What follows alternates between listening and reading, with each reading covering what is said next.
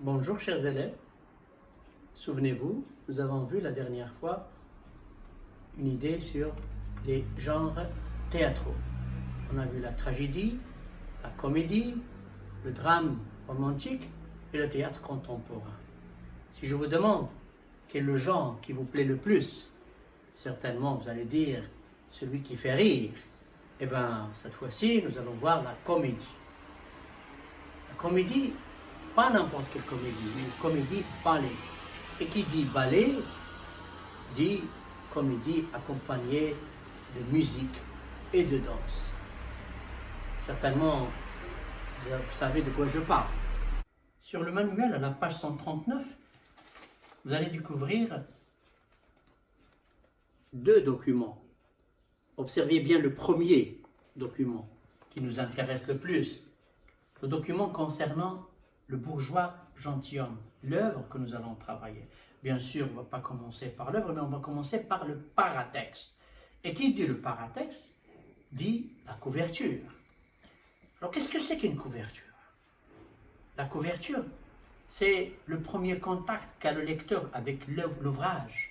C'est l'identité de l'ouvrage. C'est ce qui nous attire le plus, ce qui nous encourage, ce qui attire notre curiosité pour feuilleter le livre, pour découvrir le contenu. Voilà, on a dit la couverture. Alors, qu'est-ce qui compose la couverture? Quels sont les éléments constituants de la couverture? Bien sûr, il y en a 4.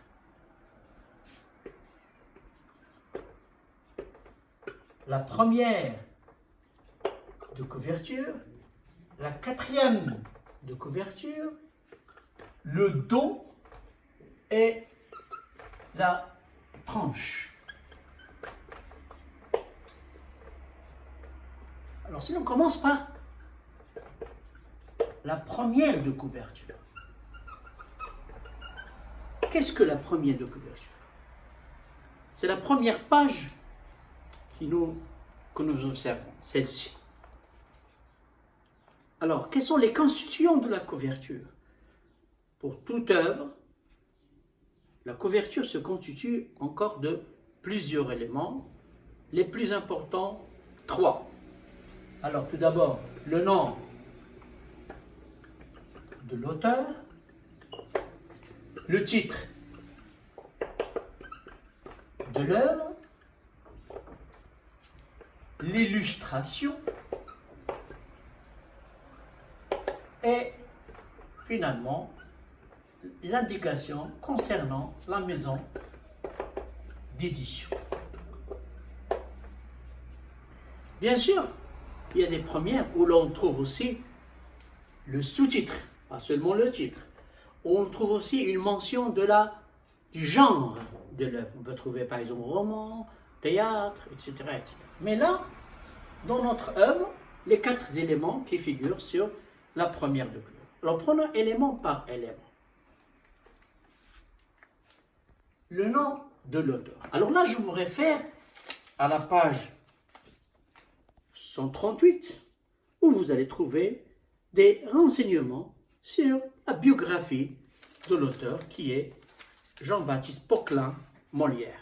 Et d'ailleurs, je vous ai envoyé par avant une petite synthèse, un petit résumé sur la biographie de Molière. Alors, vous pouvez revenir sur la page 138 et découvrir qui c'est Molière, un grand dramaturge français du XVIIe siècle, qui est né en 1622 et qui est mort en 1673. Deuxième partie, le titre de l'œuvre. Alors le titre c'est clair, c'est le bourgeois gentilhomme.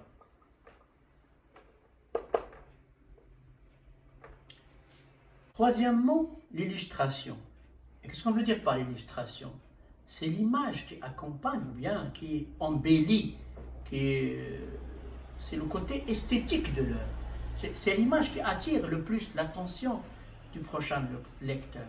Ça peut être une photo, un tableau, mais qui est représentatif et qui a un rapport étroit avec le titre. C'est ce que nous allons voir en détail dans quelques moments. Quatrième élément, c'est la maison d'édition. Et là, en bas de la première de couverture, on trouve un sigle qui représente la maison d'édition et parfois même la date de l'édition. Maintenant, on va voir en détail. Tout d'abord, le nom de l'auteur, c'est Molière. Je vous ai déjà recommandé ce que vous devez faire, la page 138. Maintenant, on va se détailler un petit peu sur le deuxième élément, qui est le titre de l'œuvre, Le bourgeois gentilhomme. Le bourgeois gentilhomme, c'est ça le titre. Qu'est-ce que vous remarquez dans ce titre? Vous allez me dire, bien sûr, qu'il y a juxtaposition de deux mots, le bourgeois et gentilhomme. Alors on va voir qu'est-ce que ça veut dire bourgeois et qu'est-ce que ça veut dire gentilhomme.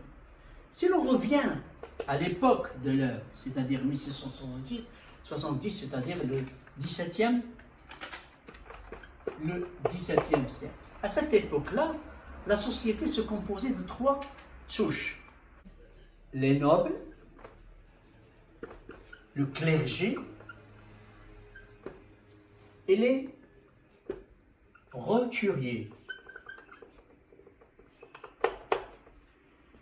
Les nobles, c'est-à-dire les gens qui appartiennent à la cour, qui gouvernent un petit peu l'État.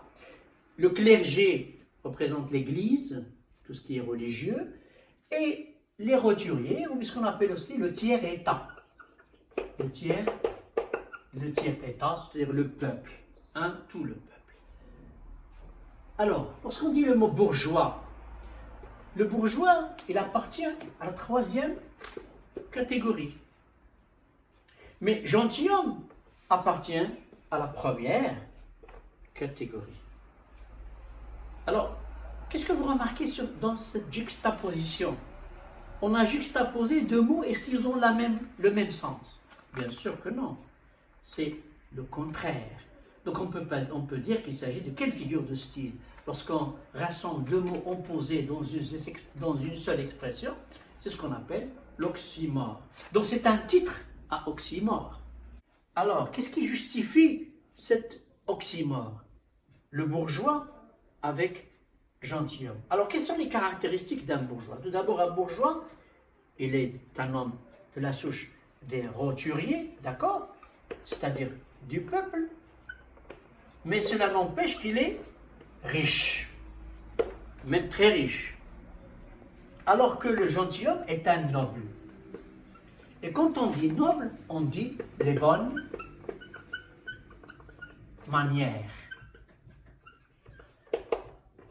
Alors, si les nobles ont les bonnes manières, les bourgeois n'en ont pas. Alors on se demande alors, et on commence à faire des hypothèses.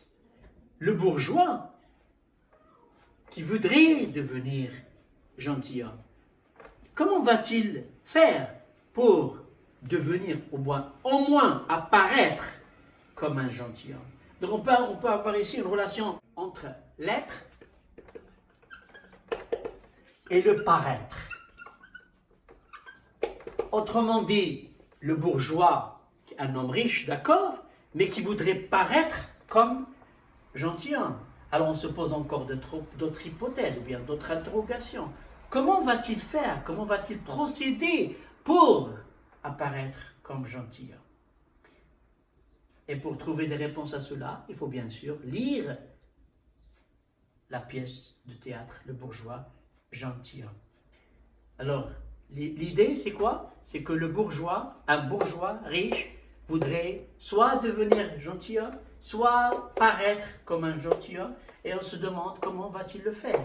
Est-ce qu'il va acheter le titre de noblesse? Ou bien il va seulement usurper, ou bien feindre l'image d'un bourgeois, d'un gentilhomme au contraire. On arrive maintenant à l'illustration. Alors, j'ai choisi ici un ouvrage, et bien sûr, à part le manuel des œuvres intégrales, vous avez ici une édition, Le bourgeois gentilhomme. Regardez bien cette illustration.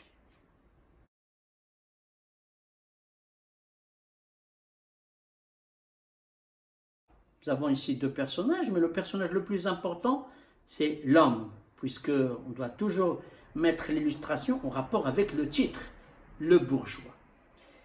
Alors on se demande, bien sûr, on essaie de décrire ce personnage.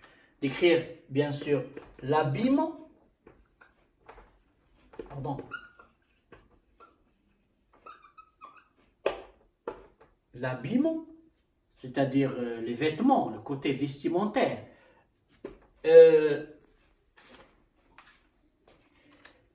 La posture, l'expression de ce personnage. Bien sûr, si vous remarquez bien, vous allez me dire, le costume est drôle. Donc il porte un costume drôle. La posture un peu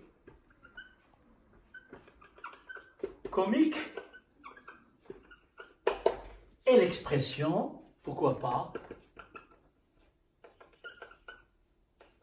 burlesque. Ce qui, bien sûr, trahit, ou bien ce qui traduit le genre littéraire auquel nous avons affaire maintenant. C'est la comédie. Le personnage décrit dans l'illustration renvoie automatiquement au titre de l'ouvrage, qui est le bourgeois gentilhomme. Qui est cet homme décrit dans l'illustration? C'est bien évidemment, c'est le bourgeois gentilhomme. Maintenant, on va passer à ce qu'on appelle la quatrième de couverture. La quatrième de couverture, comme vous l'avez aussi sur les œuvres intégrales, peut contenir un élément important, soit une représentation, un résumé représentatif, on peut dire un résumé représentatif de l'œuvre, soit une présentation de l'œuvre, soit une présentation de l'auteur avec ou sans photo. Sur cette quatrième, nous avons aussi la photo, soit un extrait de l'œuvre, soit un extrait d'une critique de l'œuvre, parfois même un extrait de la préface de l'œuvre. Dans ce cas-là, nous avons une présentation de l'auteur avec une photo, un tableau qui représente la photo de Jean-Baptiste Poquelin, Molière. Troisième partie du paratexte, je vous rappelle tout d'abord la première de couverture, la quatrième de couverture. Troisième partie, c'est le dos. Le dos, il est important, bien sûr, dans un côté commercial. Lorsque vous entrez dans une bibliothèque pour acheter un livre, la première chose que vous regardez, que vous observez, c'est le profil du livre. Imaginez par exemple ce livre-là. Je vais voir, ça c'est ce qu'on appelle le profil ou bien le dos du livre. Pour notre ouvrage, j'ai ici un ouvrage, mais malheureusement sur le dos, rien ne figure. Mais normalement sur le dos doit figurer le nom, encore le nom de l'auteur. Ici nous avons le dramaturge et le titre de l'œuvre, plus le sigle de la maison d'édition. La maison d'édition. Voilà. Finalement, la tranche. Lorsqu'on dit la tranche, ça je rappelle, la première de couverture, la quatrième de couverture, le dos, ça c'est la tranche. C'est là la porte ouverte du livre. Alors dans la tranche de bourgeois gentilhomme, on découvre un ensemble d'éléments. Tout d'abord, il se compose de combien de pages? Ici, dans cet ouvrage, nous avons 88 pages. Bien sûr, avec des scènes. Alors, vous avez 34 scènes réparties sur 5 actes. Alors, le premier acte, vous avez 2 scènes. Deuxième acte, 5 scènes. Troisième acte, 16 scènes. Quatrième acte, 5 scènes. Et dernier acte, 6 scènes. Et comme c'est clair, le troisième acte, c'est le plus important. Il contient 16 scènes. Cette comédie-ballet se termine, comme nous l'avons dit au début, par un ballet. Se termine par un ballet qui se présente sous 6 ouvertures. Bien sûr, si l'on feuillette le livre, on va découvrir à la fin que nous avons aussi un glossaire. Un glossaire où l'on explique les mots difficiles. Une synthèse ne fera que du bien. Bien sûr, on a vu maintenant, pour que vous gardiez ça sur vos cahiers, prenez vos cahiers et comme trace écrite, vous pouvez recopier ce que j'ai transcrit ici sur le tableau. Alors, une synthèse. Pour la première partie, la couverture. On a vu la couverture qui se compose de 4 éléments. Première de couverture, quatrième de couverture, le dos et la tronche. Première de couverture, la carte d'identité qu'on considère comme une carte d'identité, le nom de l'auteur, le titre et parfois le sous-titre, l'illustration, le cycle de la maison d'édition, la mention du genre. Pour la quatrième de couverture, c'est la dernière page extérieure non numérotée de l'œuvre qui peut contenir un résumé présentatif, une présentation de l'auteur avec ou sans photo, un extrait de l'œuvre ou un extrait d'une critique ou un extrait de la préface. Puis le dos. Le dos, c'est-à-dire le profil du livre, de l'ouvrage, qui comporte le nom de l'auteur, le titre de l'œuvre. Finalement, la tranche qui correspond à nombre de pages ou de parties avec une préface, l'œuvre intégrale, le sommaire et le glossaire.